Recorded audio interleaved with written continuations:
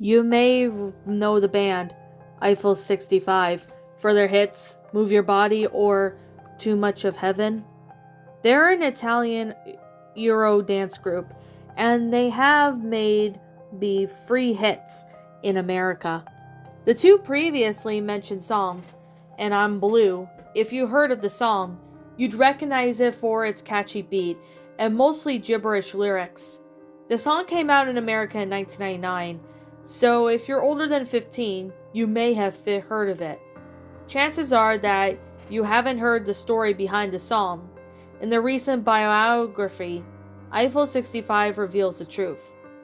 Originally, there were four members of Eiffel 65: Jeffrey J., Ramandano Sangjuin, Mauricio Lobana, and Garby Point. But after a few unsuccessful hit-bound blunders, all four of them decided to speak and seek inspiration serving as missionaries with their church. Soon they were off to the heart of Africa to build irrigation systems for landlocked villages. None of them were really built for physical labor, but the world of God had brought them down there, and they were going to work. Construction was rather boring. Despite it being short-staffed, the watering systems came on with soon enough instructions that the pipes fit together within a few weeks, saving the local farms and winning over the hearts of the villagers. Out of all the volunteers, the four bandmates were selected by the villagers to celebrate that night. A grand feast was to be prepared for them. Sick of the MRE shipped to them by some rusty American warehouse, they gladly accepted it.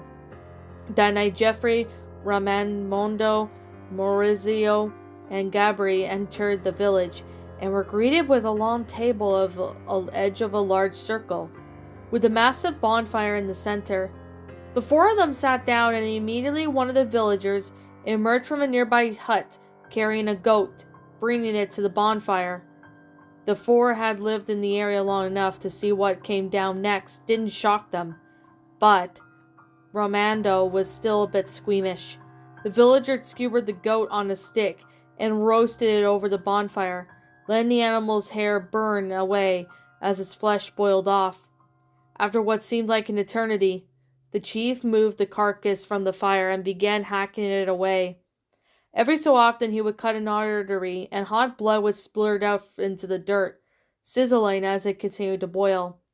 The four choice cuts went off to the band, and the chief continued to serve the goat to the rest of the gathered villagers. The band, more hungry than disgusted, began digging into the freshly roasted goat, but Ramando was still disturbed by the goat's fate, and only managed to swallow 3 bites of it before his bandmates had finished their portions. Not wanting to offend his generous hosts, Romando split his portions amongst the 3 bandmates, and they quickly finished the leftovers. The villagers, having to be finished their main courses as well, began dancing in a circle around the bonfire. The villagers shadow danced as much as they could, and in time with the flickering of the flames, the sun had already set by this point, leaving the flame with the last source of light for miles. As the dancing continued, one of the villagers had not entranced by the flame emerged from her hut, carrying a second course for the band. In the dim light, it looked like a wonderful pile of pulled pork, which the band was eager to consume. However, even eating much of Romando's portion of the goat, the 3 band members were already stuffed, so they offered the lion stare of what it meant to rye. He heartily gulped down the familiar food, and was soon satiated. His satisfaction was not at last. Soon Raya rose from the table and joined the villagers to their dance, and what had been to be an unfollowed flurry of hands and feet became the child's play as he marched the motions of his neighbors flawlessly. Entranced by the dance, Ray began chanting, "I'm blue da ba, dee da ba dee, da ba dee da, ba dee da ba, dee da ba dee." Ronnie's bandmates had knew this inspiration that they had been looking for, so they wrote down the Raz burst of musical inspiration. and continued to watch him dance.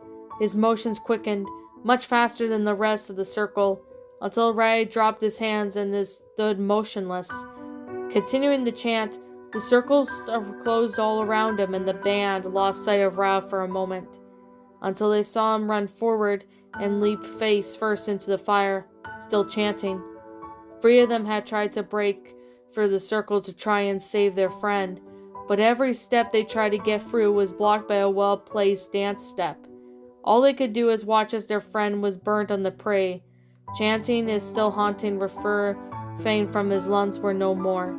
The band ran, far off into the distance, until they came across a volunteer camp that they had been staying at. They didn't speak a word of what had happened by the other volunteers, and when the dawn broke, the band left for the airport to return to Italy. Most of them had managed to recompensate for Raimondo's musical talent, and produced by the album Europop, most of the songs were lackluster, but Blue made it to the American stores, and it was an instant hit. The band made millions off of the film, but not without the cost. The band has a tribute. He had used Raimondo's final chant in most of the lyrics of Blue. The murder rate doubled in Italy that year, with most of the victims never being found, at least not there entirely. Of the victims that were located, most were incomplete torsos, and some with their flesh is eaten off as if by savage animals. No forensic tests were able to identify what sort of animal consumed these people, nor they were able to find the rest of the victims. It wasn't until years later when the researcher made the connection between Blue's release and the mystery of deaths by reversing the lyrics. The researcher discovered Raimondo's secret message: hide the body, eat the body, hide the body, eat the body. Read it for yourself online if you don't believe me.